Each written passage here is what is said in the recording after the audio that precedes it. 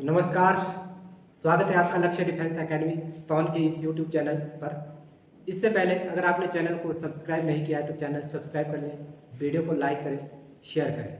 चलिए बिना समय गंवाए शुरू करते हैं आज का करंट अफेयर। आज का पहला प्रश्न है, वेरी वेरी इंपॉर्टेंट क्वेश्चन है। हाल ही में देश के नए राष्ट्रपति कौन बने? ये आप सबको पता होगा, न्यूज में रहा है कल परसों से। तो हाल ही में देश के नए राष्ट्रपति कौन बन गए हैं? द्रौपदी मुर्मू। कौन बन गए हैं देश के नए राष्ट्रपति? द्रौपदी मुर्मू। अब ये तो था लेटेस्ट करंट अफेयर का प्रश्न। इंपॉर्टेंट क्यों हो जाता है? देखिए, ये पहली महिला राष्ट्रपति है जो आदिवासी महिला राष्ट्रपति चुनी गई। यानी इससे पहले क्या है, पहले भी एक महिला राष्ट्रपति रह चुकी है। कौन? प्रतिभा देवी सिंह पाटिल। प्रतिभा देवी सिंह पाटिल।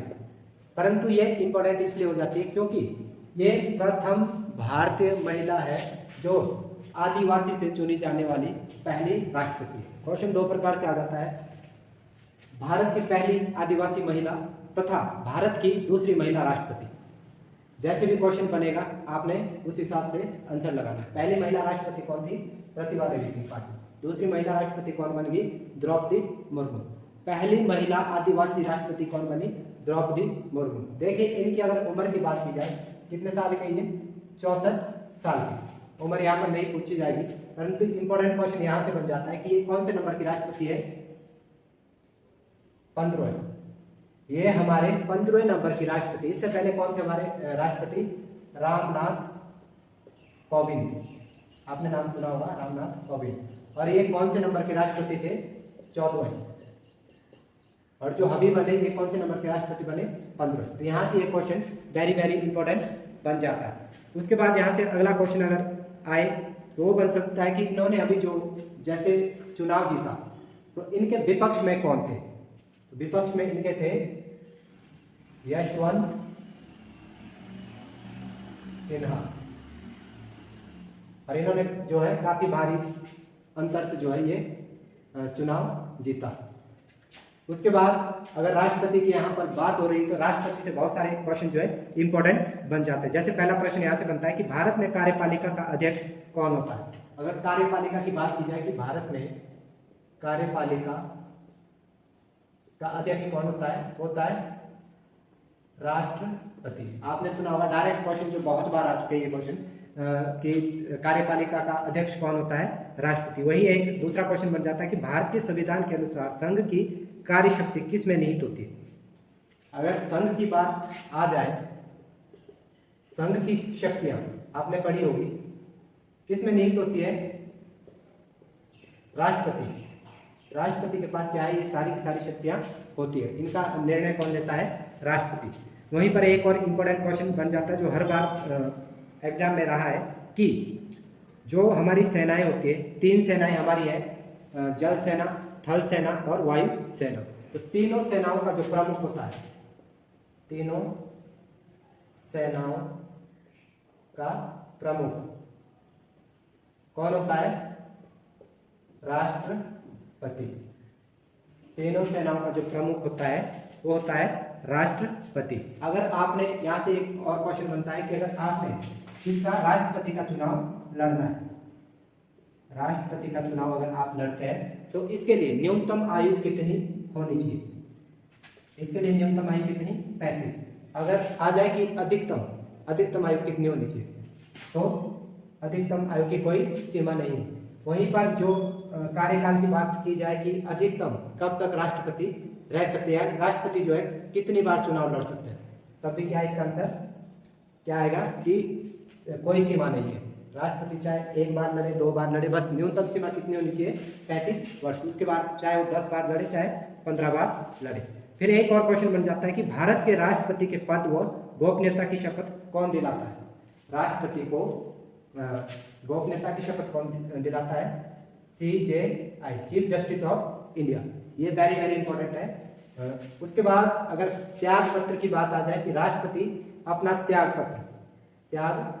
पत्र किसे सौंपता है? ये क्वेश्चन आपने सुना होगा, ये भी बहुत बार एग्जाम में आ चुका है क्वेश्चन। तो इसका आंसर होगा उपराष्ट्रपति। तो चलिए दूसरा प्रश्न है हमारा आज का, हाल ही में 100% लैंडलॉर्ड पोर्ट बनने वाला देश का पहला प्रमुख बंदरगाह कौन बन गया? तो इसका आंसर होगा JLN, Jawaharlal Nehru port.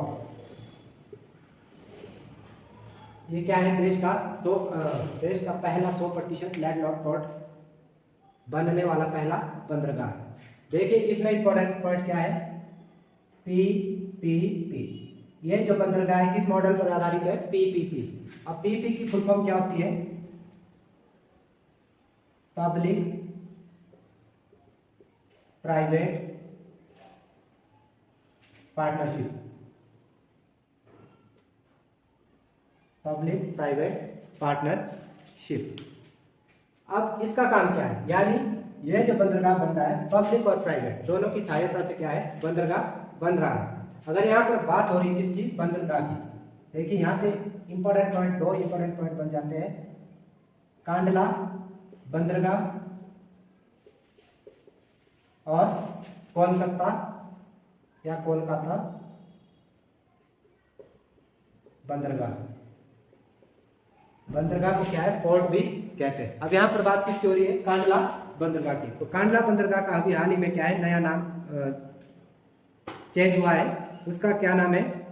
Deendayal port. इसका जो कांडला बंदरगाह का नया नाम अभी हाल ही में बदला गया है, उसका नाम है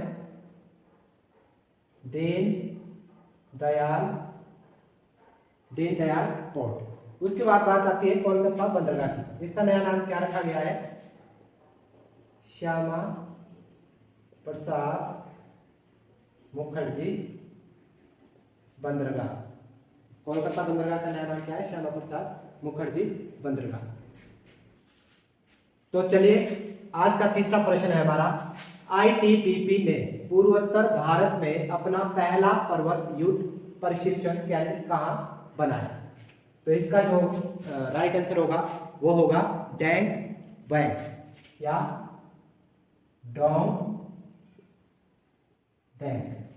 ये कहाँ पड़ता है? सिक्किम। सिक्किम की राजधानी आपको कमेंट बॉक्स में लिखनी है, क्या है?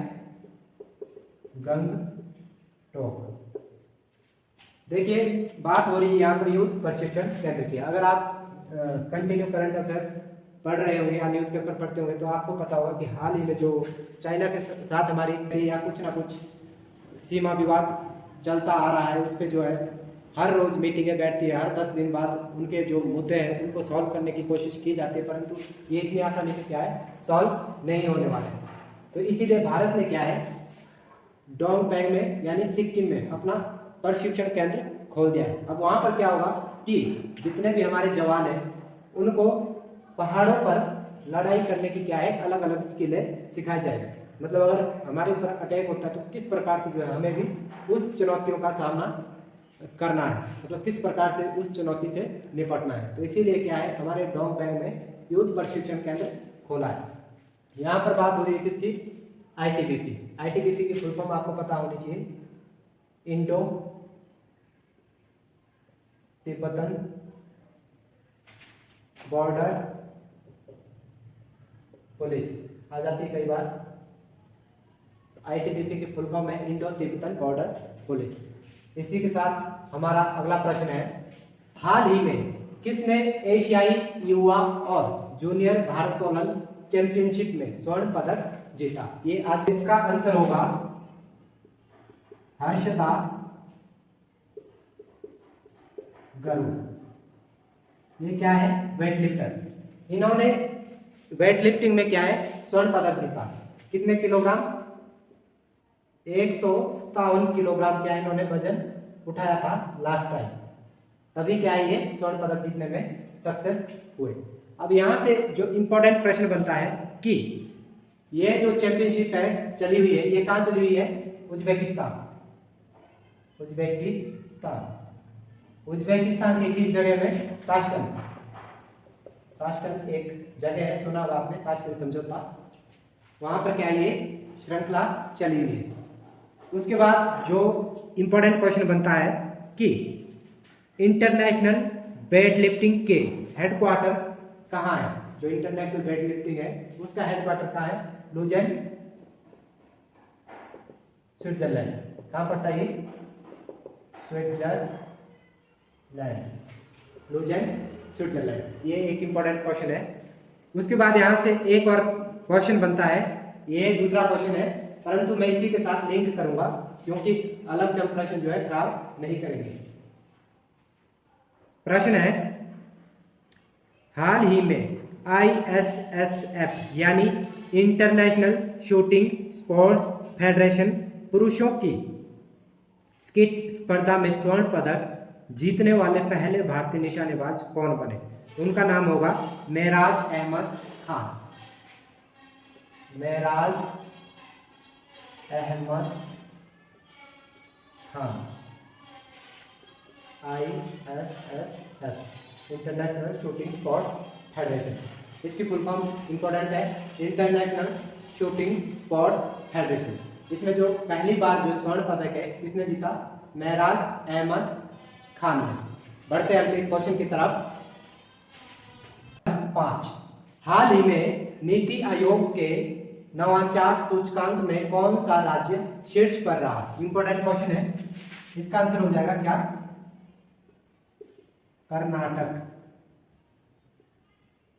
कौन सा राज्य इस बार शीर्ष पर रहा? कर्नाटक। देखिए दूसरी बार क्या है, कर्नाटक शीर्ष पर रहा है। और ये जो रिपोर्ट जारी करता है किसने की? नीति आयोग। ये रिपोर्ट कौन जारी करता है? नीति आयोग, जिसमें लगातार दूसरी बार भी क्या है, कर्नाटक शीर्ष पर रहा है। अब यहाँ पर बात आती है किसकी? नीति आयोग की। सबसे पहले हमें पता होना चाहिए नीति आयोग की फुल फॉर्म क्या होती है? National institution for transforming India. क्या है इसकी full form? National institution for transforming India. ये तो थी इसकी फुल फॉर्म की बात। अब बात आती है किसकी? स्थापना। स्थापना इंपॉर्टेंट है। इसकी स्थापना कब हुई? जब हमारे क्या है, प्रधानमंत्री नरेंद्र मोदी जी बने, उनके ठीक 1 साल बाद यानी 1 जनवरी 2015 को किसकी स्थापना हुई? नीति आयोग की। अब यहां पर बात आती है इसके अध्यक्ष, उपाध्यक्ष और CEO। 3 अलग अलग चीजें। देखिए अध्यक्ष जो हमारे क्या है, वर्तमान प्रधानमंत्री होंगे या आगे भी रहेंगे, वही क्या है इसके अध्यक्ष रहेंगे। यानी वर्तमान समय में कौन है इसके अध्यक्ष? नरेंद्र मोदी इसके क्या है? अध्यक्ष। अब इंपॉर्टेंट क्वेश्चन जो यहां से बनता है, उपाध्यक्ष और CEO, ये बहुत इंपॉर्टेंट क्वेश्चन है। तो वर्तमान समय में जो इसके उपाध्यक्ष है, जो अभी हाल ही में चेंज हुए, उनका नाम क्या है? डॉक्टर सुमन के बेरी।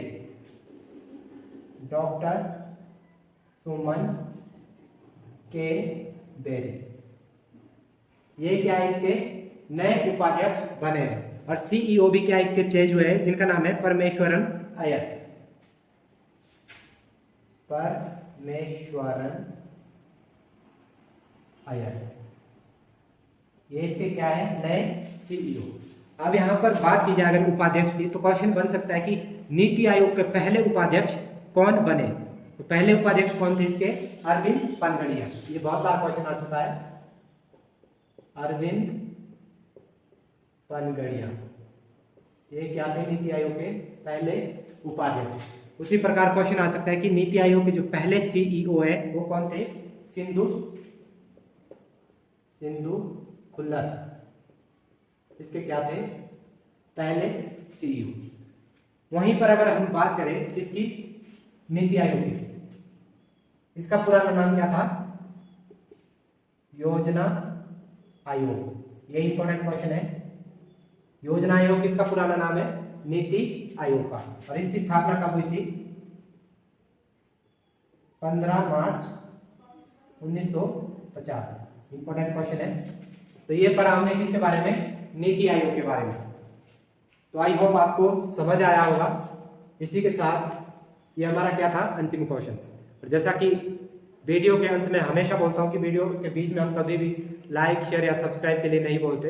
तो फाइनली मैं लास्ट में आपसे यही कहूँगा, अगर हमारी मेहनत आपको पसंद आ रही है तो प्लीज़ वीडियो को लाइक शेयर और चैनल को सब्सक्राइब जरूर करें। इसी के साथ मिलते हैं अगली वीडियो में, तब तक के लिए जय हिंद जय भारत।